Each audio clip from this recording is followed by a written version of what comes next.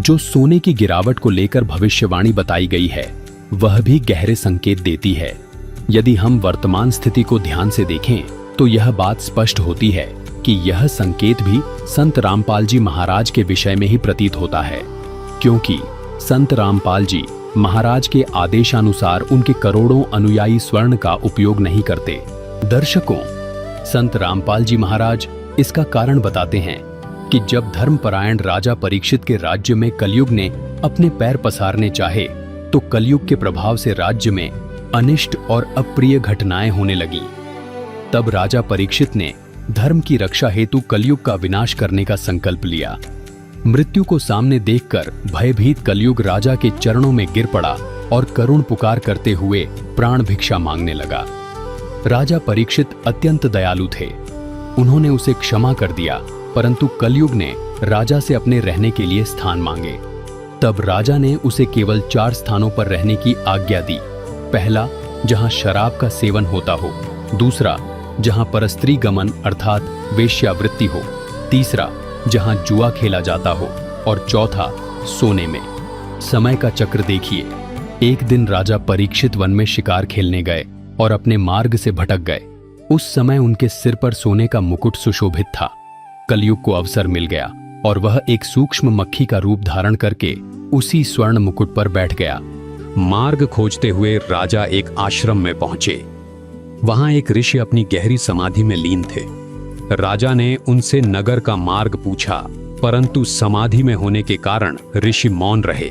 सोने के मुकुट में बैठे कलयुग के नकारात्मक प्रभाव से राजा में दुर्बुद्धि उत्पन्न हो गई। स्वयं को अपमानित मानकर राजा ने विवेक खो दिया और पास ही पड़ा एक मृत सर्प उठाकर ध्यानमग्न ऋषि के गले में डाल दिया। जब यह बात ऋषि के पुत्र को ज्ञात हुई तो उसने उसी क्षण श्राप दे दिया कि जिसने मेरे पिता का घोर अपमान किया है, आज से ठीक 7वें दिन तक्षक सर्प के डसने से उसकी मृत्यु हो जाएगी। दर्शकों, इस दृष्टांत में एक बहुत बड़ा आध्यात्मिक रहस्य छिपा है। सोना केवल एक धातु या आभूषण नहीं है, यह कलयुग का वास स्थान है। जिसके शरीर पर या घर में सोने का वास होता है, वहां कलयुग अपनी नकारात्मक ऊर्जा, क्लेश और दुर्बुद्धि लेकर अवश्य प्रवेश करता है। यही हमारी मानसिक परेशानियों और पारमार्थिक पतन का कारण बनता है।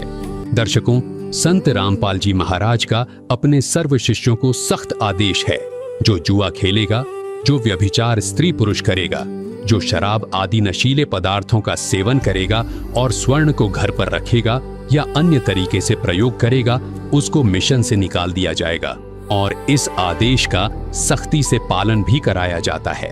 संत रामपाल जी महाराज हमें इसी शाश्वत सत्य से आगाह करते हैं। उनका प्रत्येक वचन और प्रत्येक दिशा निर्देश पूर्णतः शास्त्रानुकूल होता है। उनकी सफलता और सत्य मार्ग का यही रहस्य है कि वे मनमुखी साधना को छोड़कर शास्त्र प्रमाणित भक्ति विधान बताते हैं।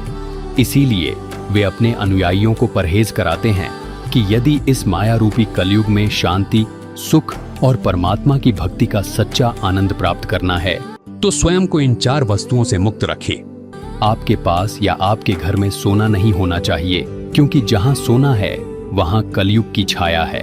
इसी प्रकार जहां शराब पीते हैं, जुआ खेलते हैं और व्यभिचार करते हैं, वहां पर भी कलयुग का प्रभाव रहता है, जो परेशानियों का महाकारण है। इसलिए संत रामपाल जी महाराज जी के भक्त न सोना पहनते हैं, न घर में संग्रह करते हैं, न ही शराब पीते हैं, न ही नशीली पदार्थों का सेवन करते हैं, न ही व्यभिचार करते हैं, न ही जुआ खेलते हैं। उनके लिए सोना मिट्टी के समान है तथा नशीली वस्तुएं प्रयोग करना, जुआ खेलना, व्यभिचार करना विष के समान है। जब किसी समाज की सोच बदल जाती है और वह भौतिक आडंबर से ऊपर उठ जाता है, तो स्वाभाविक है कि उस वस्तु का आकर्षण और मूल्य दोनों गिरते हैं।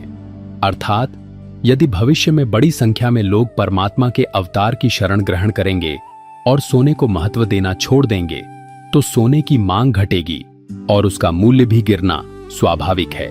यहाँ से श्री काशीनाथ मिश्र की भविष्यवाणी भी संत रामपाल जी महाराज की ओर संकेत करती प्रतीत होती है।